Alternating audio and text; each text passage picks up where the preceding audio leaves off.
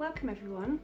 In this video I'm going to show you how I take a photograph from my garden of these lovely daffodils and transform it into a beautiful painting that's quite abstract and quite simple to create at home for yourselves.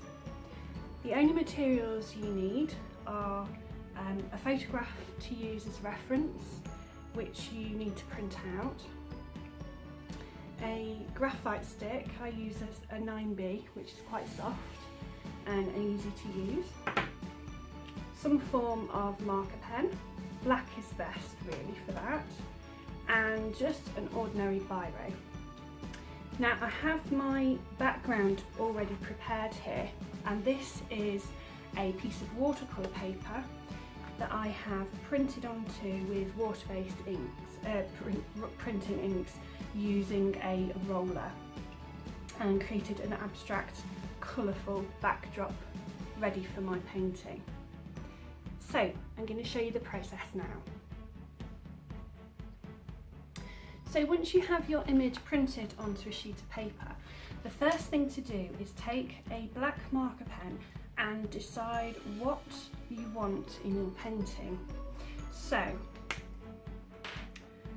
I simply go around the shapes that I want to include. So I'm going to start at the bottom and just draw around the main shapes.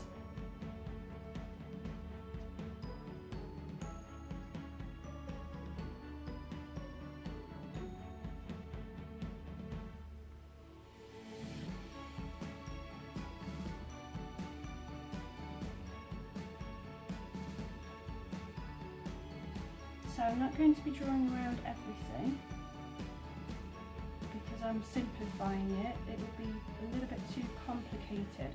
There's a lot of leaves on these daffodils, too many to include.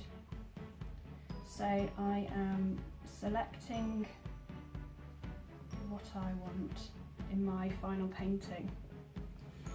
And as you can see, the lines come through to the back side of the paper, which is exactly what I want it to do, because it's these lines that I'm going to use to transfer onto my painting. So I'm going to include obviously the flower heads.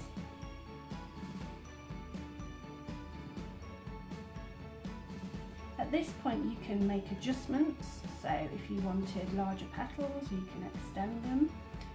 I'm quite happy with the shapes I've got here in front of me, so I'm just going to simply trace around the outside. So the reason this is sort of semi-abstract is because it's flattened. The final painting will be very, very flat, and it creates a silhouette, if you like, of the actual flowers.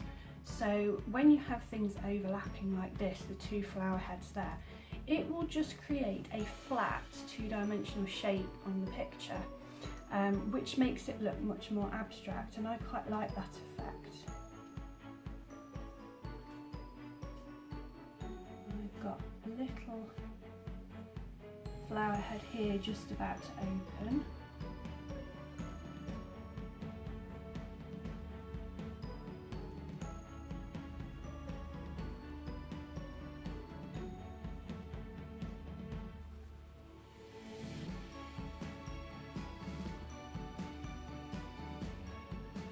And you just continue in that way until you've included everything that you want in the picture. So I'm going to carry on. Obviously I want to include these flower heads as well. I'm going to simplify the amount of foliage down here, just so that it isn't quite so bulky. There aren't going to be quite so many leaves, which of course overlap and create strange shapes. So I'm going to simplify that to make it a little more obvious down below. Okay.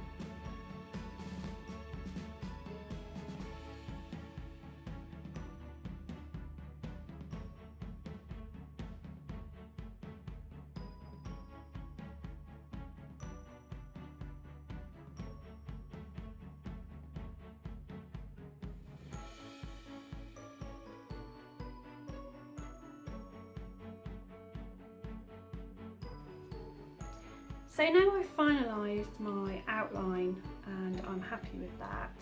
The next thing to do is to take a graphite stick or a very, very soft pencil and turn over your picture so you have the picture, the print off facing you, and you can see your black lines there. What we have to do is now coat this image over the black lines that you've drawn with that graphite stick. So you're transferring a lot of graphite onto the surface of the print, and then we are eventually going to be tracing from the back side, pressing this graphite into our painting, so that will transfer the image onto our print, ready to continue the painting. So you just scribble, press on nice and firm, so you're transferring a lot of graphite, and make sure you cover all of those black lines until we can move on to the next step.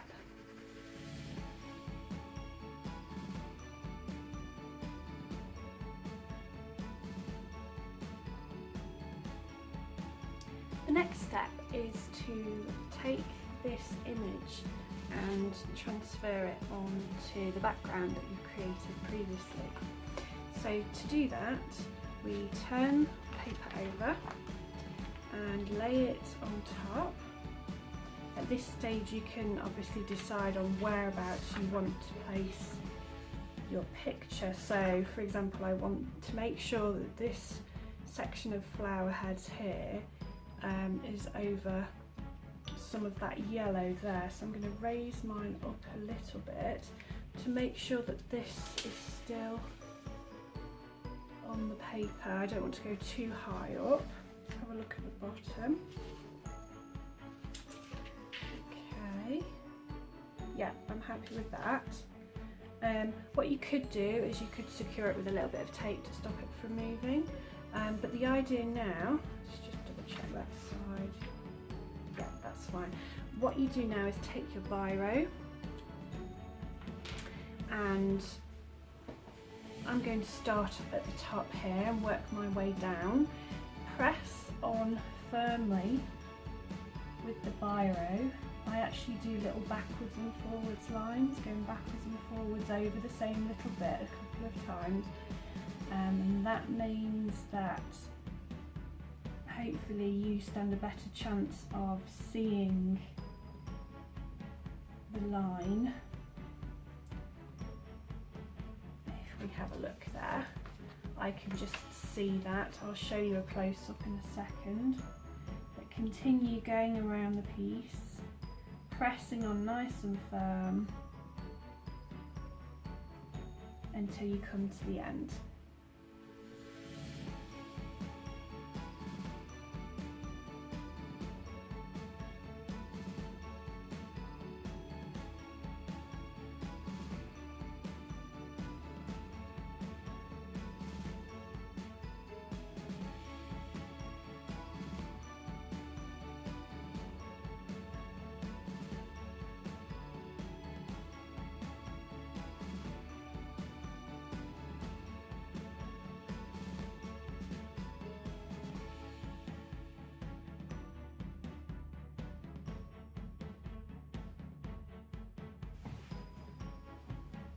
So here is a close-up image. If you can see those lines that have transferred onto the background, that's the graphite that's been transferred by pressing the biro onto the front of the image.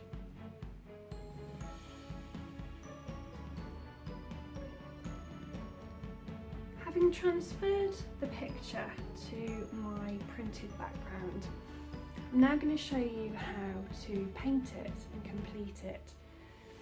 I have got some white acrylic paint in my palette there, and I've got two brushes. One is a flat brush and one is a round, smaller brush.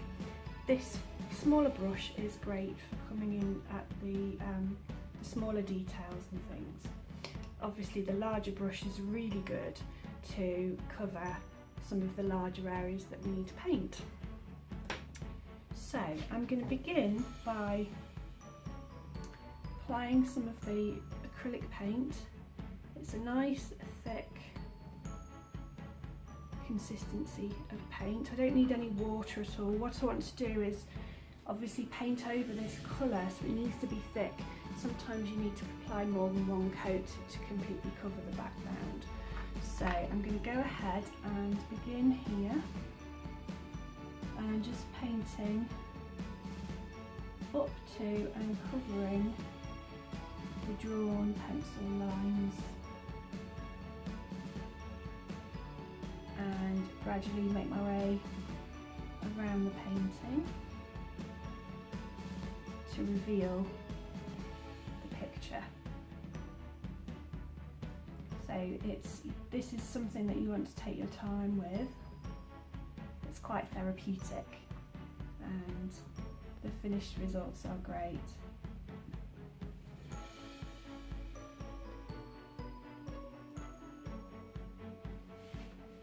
Sometimes you need to turn the piece just to make it easier to get into the little nooks and crannies of the shapes.